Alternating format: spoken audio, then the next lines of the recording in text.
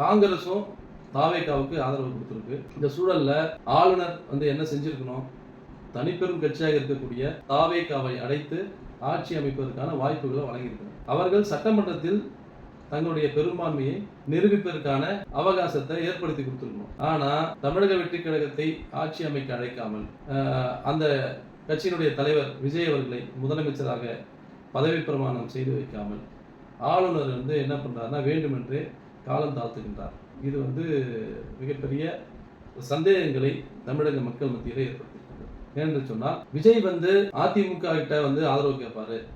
அப்ப விஜய்க்கு அதிமுக மூலமாக ஒரு ஆதரவை தந்து அதன் மூலமாக தாவேகாவை கட்டுப்படுத்தலாம், தமிழகத்திலே ஆட்சி செய்ய போகும் அரசை தங்கள் கட்டுப்பாட்டுக்குள் கொண்டு வரலாம் என்று RSS பிஜேபி நினைத்த அந்த அஜெண்டா தற்பொழுது எடுபடவில்லை என்று தெரிகின்றது. அதனால்தான் விஜய்க்கு அளிக்கப்பட்டு வந்த பாதுகாப்பு உடனடியாக வாபஸ் வாங்கியிருக்கிறாங்க.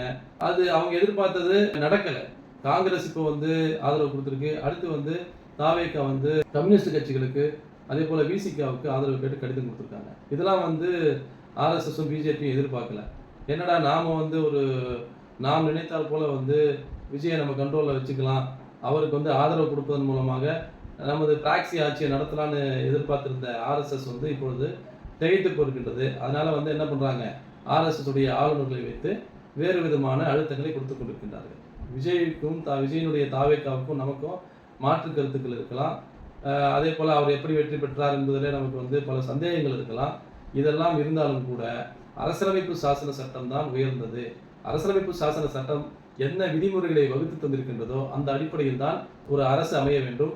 ஆளுநரும் சரி ஜனாதிபதியும் சரி அந்த அடிப்படையில் தான் அரசுகளை என்ன பண்ணணும், ஆட்சி அமைக்க அழைக்க வேண்டும். இதை ஏற்கனவே உச்சநீதிமன்றம் தெளிவுபடுத்தியிருக்கின்றது. ஆளுநர் இதில் டிசிஷன் எடுப்பது அல்ல.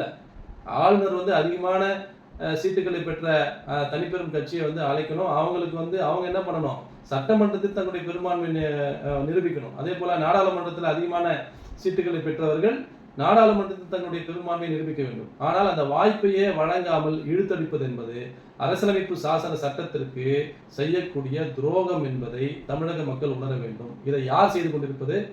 பிஜேபி செய்து கொண்டிருக்கின்றது. இதற்கு பின்னால் RSS இருக்கின்றது. இதை தமிழக வெற்றி கழகம் உணர்ந்து மக்களிடத்தில் தெளிவுபடுத்த வேண்டும்.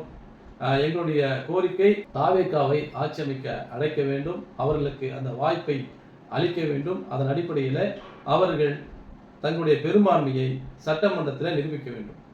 திராவிட முன்னேற்ற கழகத்துடைய தலைவர் ஒரு எதிர்க்கட்சியாக நாங்கள் செயல்படுவோம், ஒரு பொறுப்பு வாய்ந்த எதிர்க்கட்சியாக செயல்படுவோம் என்று அறிவித்திருக்கின்றார். அந்த அடிப்படையில் அந்த கூட்டணியில் இடம்பெற்றிருக்கக்கூடிய நாங்களும் ஒரு பொறுப்பான எதிர்க்கட்சியாக செயல்படுவோம். அதற்காக நாங்கள் எதிர்க்கட்சி என்பதற்காக அவர்களுக்கு ஒரு வாய்ப்பை அவர்கள் வெற்றி பெற்று விட்டார்கள், எங்களை விட கூடுதலான இடங்களை அவர்கள் பெற்றுவிட்டார்கள் என்பதற்காக அவர்கள் ஆட்சி அமைக்க கூடாது என்று நினைப்பது என்பது ஒரு முட்டாள்தனம். அது நாகரிகம் அல்ல, அரசியல் நாகரிகம் அல்ல. அந்த அடிப்படையில் தாவேகாவை பாஜகவுடைய ஆளுநர் ஆட்சி அமைக்க அழைக்க வேண்டும் என்பதுதான் எங்களுடைய கோரிக்கை. நன்றி.